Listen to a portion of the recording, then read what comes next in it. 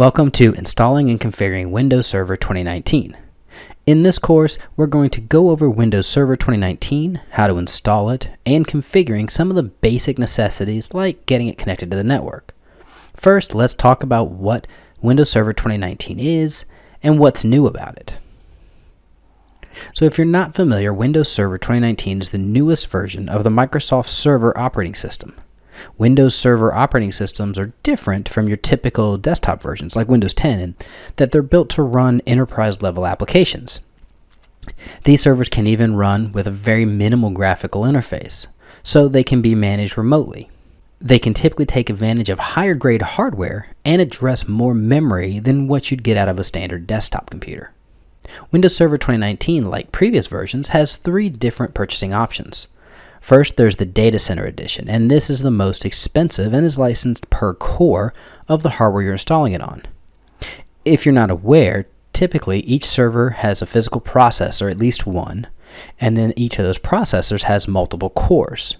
So if you have a server with two physical processors, and each one is a quad core, then you'd have a total of 8 cores, so 2 physical processors times 4 cores in each processor. Data Center gives many additional features and licenses that you don't get with the other versions. Standard Edition is the most common, and that's what you're going to find running in pretty much most medium to large enterprise businesses. This is also licensed per core of the hardware you're installing it on and gives you all of the typical features that you need. Lastly, there's Essentials, and this is mainly for small businesses with a small footprint, and it's about half the price of the Standard Edition. So what is new in Windows Server 2019? To start, System Insights, which brings local predictive analytics capabilities to Windows Server. This is all part of the AI machine learning thing that you're probably hearing about. It's kind of the buzzword for this year and a little bit at the end of the last year. Next is Windows Defender Advanced Threat Protection. Now, Windows Defender has been around for a while, but with Server 2019, it has more added to it, like reducing the attack surface, protecting endpoint networks, protecting folders from ransomware, and even more protection.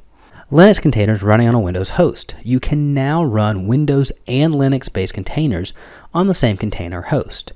In previous versions, you could only run Windows containers within a Windows host. Encrypted networks allows encryption of virtual traffic between virtual machines. This is actually a really huge feature that's been added, and it allows us now to actually create entirely isolated environments where even the transmission and the traffic between those servers in this isolated environment is encrypted. Huge advantage that I'm definitely going to be spending a lot of time playing with. Network performance improvements for virtual workloads. It now maximizes the network throughput to virtual machines without requiring you to constantly tweak your host to get the best performance out of it. And a whole lot more that we're not going to have time to go into here. So in the next lecture, we're going to go and dive right in and obtain the ISO for Windows Server 2019, and then we're going to get straight into the install. Thanks for checking out my video on Introduction to Windows Server 2019.